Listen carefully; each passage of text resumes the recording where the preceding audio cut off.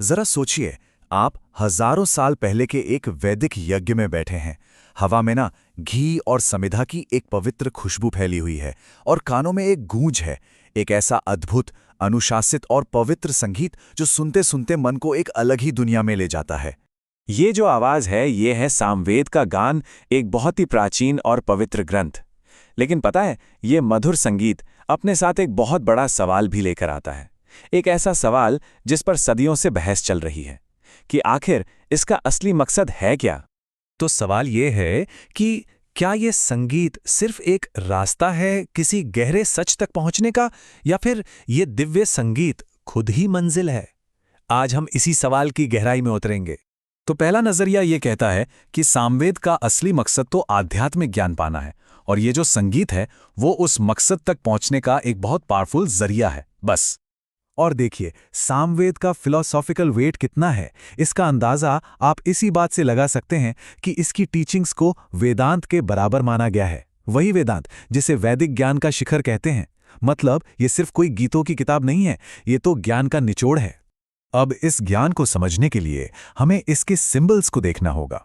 सामवेद में जिन देवताओं का जिक्र है वो सिर्फ नेचर की ताकतें नहीं हैं, बल्कि कॉस्मिक प्रिंसिपल्स के गहरे प्रतीक हैं। जैसे इंद्र को ले लीजिए, उन्हें सिर्फ बारिश का देवता नहीं माना गया, बल्कि वो ब्रह्मांड को ऑर्गेनाइज करने वाला एक प्रिंसिपल है।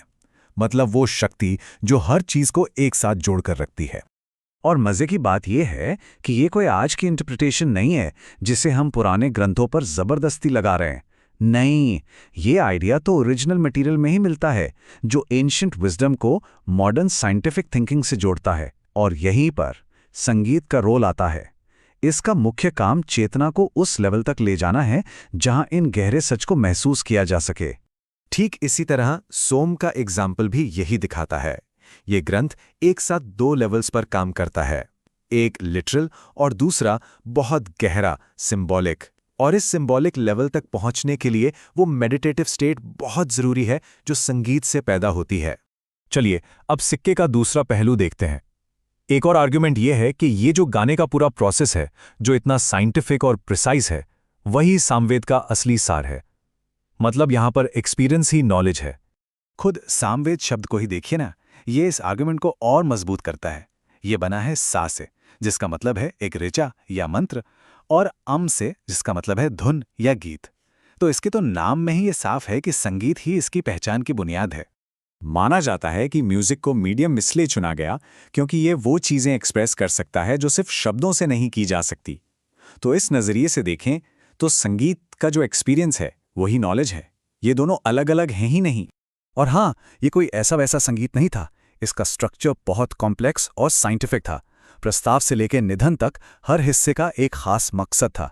जैसे कि उद्गीत, इसे सिर्फ मुख्य पुजारी ही गा सकता था, जो दिखाता है कि यह कितना इंपॉर्टेंट था। ये कॉम्प्लेक्सिटी और प्रिसिजन ही इस बात का सबूत है कि गाने का यह पूरा एक्ट अपने आप में कितना ज्यादा क्रिटिकल था। तो ये ज्ञान का रास्ता है या संगीत का सार? हो सकता है इसका जवाब कहीं बीच में हो। और इसे समझने के लिए चलिए इस एंशिएंट प्रैक्टिस को मॉडर्न साइंस के लेंस से देखते हैं। The science of sound. आज की मॉडर्न रिसर्च वही बातें साबित करने लगी हैं जो प्राचीन ऋषि शायद पहले से जानते थे। कई स्टडीज में ये बात सामने आई है कि कुछ खास तरह की ध्वनियां और म्यूजिक हमारे शरीर और मन पर बहुत गहरा और मेजरेबल असर डाल सकते हैं। तो पॉइंट ये है कि इन प्राचीन मंत्रों का असर सिर्फ कोई स्पिरिचुअल बिलीफ नहीं है, ये एक मेजरेबल साइंस है जिसके रियल फिजिकल नतीजे होते हैं। म्यूजिक से हार्ट रेट, ब्लड प्रेशर और यहां तक कि ब्रेन वेव्स को भी बदला जा सकता है। तो फिर क्या हो अगर ये नॉलेज वर्सेस म्यूजिक की बहस ही गलत हो? क्या हो अगर ये दोनों अलग अलग चीजें हैं ही नहीं, बल्कि एक दूसरे में ही गुंथे हुए हैं? तो देखिए, एक तरफ आर्ग्यूमेंट है कि म्यूजिक नॉलेज तक पहुंचने का एक पावरफुल टूल है, और दूसरी तरफ आर्ग्यूमेंट है कि म्यूजिक का एक्सपीरियंस ही अपने आप में नॉलेज है।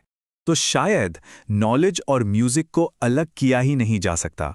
ध्वनि ही वो मैकेनिज्म है जो ज्ञान को अनलॉक भी करता है और उसे अपने अंदर समाये भी रखता है। कह सकते हैं कि संगीत वो चाबी है जो ज्ञान का दरवाजा खोलती है। लेकिन क्या पता वो दरवाजा खुद भी संगीत का ही बना हो। और ये हमें सोचने पर मजबूर करता है कि क्या एक्सपीरियंस और नॉलेज के बीच का ये जो बंटवारा है, ये पूरी तरह से मॉडर्न सोच की देन है।